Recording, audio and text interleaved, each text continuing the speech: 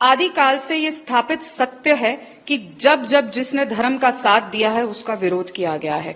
हिरण्यकश्यप उसका उदाहरण है, रावण और कंस ने जिस तरीके से बर्ताव लोगों से किए वो भी उसका उदाहरण है।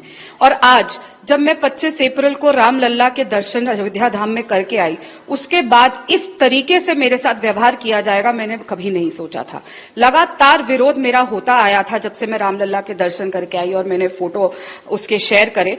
लेकिन जब 5 दिन पहले छत्तीसगढ़ प्रदेश कांग्रेस के कार्यालय में मेरे साथ अभद्रता हुई, मेरे साथ गाली गलौच हुआ, मेरे कमरे में बंद कर दिया गया, तो उसके बाद जब मैंने न्याय की गुहार करी, अपने शीर्ष नेतृत्व के आगे गुहार करी, तो मुझे न्याय देने से इनकार कर दिया गया। मुझे चुप रहने को कहा गया, सिर्फ इसीलिए क्योंकि मैं एक राम भक्त हूं, एक सनातन धर्म को मानने वाली लड़की हूं, रामलल्ला में विश्वास रखने वाली हूं। मैं राम मंदिर होके आई तो उस चीज का आज मुझे इन्होंने सजा देने का काम किया और सीधा बोल दिया कि तुम्हें न्याय नहीं दिया जाएगा, चुप हो जाओ। जबकि जो बार बार मैंने हर जगह गुहार लगाई, चीखी चिल्लाई कि मुझे न्याय दे दीजिए, लेकिन मुझे न्याय नहीं दिया गया।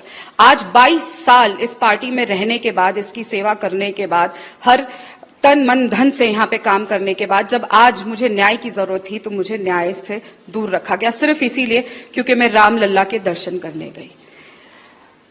जब मैं अपने लिए आवाज नहीं उठा पाऊंगी तो मैं लोगों के लिए न्याय की आवाज कैसे उठाऊंगी। आज बहुत भारी मन से मैंने पार्टी से 22 साल बाद इस्तीफा दिया है। एनएसयूआई से शुरू होता हुआ एक ब्लॉक की पद से ये सफर आज जब मेरे एआईसीसी तक आया और मुझे जो इस्तीफा देना पड़ रहा है, क्योंकि जब जब मैंने न्याय मांगा पिछले 6 दिन में लगातार मुझे बार बार इनकार कर दिया गया, बार बार बोल दिया गया तुम चुप रहो, तुम चुप रहो। हर बड़े नेता से यही जवाब मिला और बार बार लगातार 25 अप्रैल से जिस तरीके से मुझे बोला जाता था कि तुम क्यों मंदिर गई, तुम्हें वहां की फोटो चुनाव समय में नहीं डालनी चाहिए थी, उसका मुझे इस तरीके का नतीजा सामना करना पड़ेगा कि मुझे न्याय से वंचित कर दिया जाएगा, मैंने कभी नहीं सोचा था।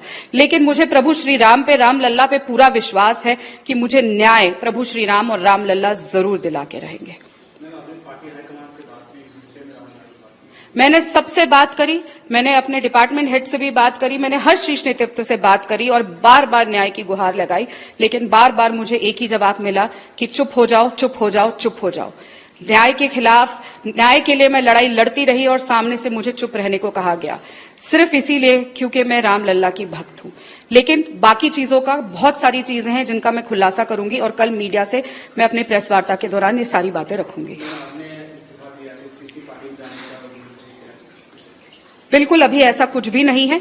मैं न्याय के लिए लड़ाई लड़ रही हूं और लगातार प्रभु श्री राम जी मुझे हिम्मत देंगे ये आगे लड़ाई लड़ाने को और मैं उसके लिए लड़ रही हूं। ये कोई राजनीतिक बात नहीं है जिससे मैंने इस्तीफा दिया। बहुत पीड़ा से एक महिला होने के नाते जो मेरे साथ अन्याय हुआ, जो अभद्रता हुई, उसके चलते और न्याय से मुझे वंचित रखा गया, उसके चलते मैंने इस्तीफा दिया और मैंने लगातार अपने नेताओं को बोला कि मुझे न्याय दीजिए।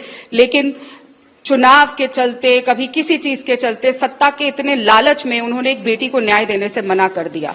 लड़की हूं, लड़ रही हूं और लड़ती रहूंगी न्याय के लिए और बाकी बातें मैं कल मीडिया के सामने रखूंगी।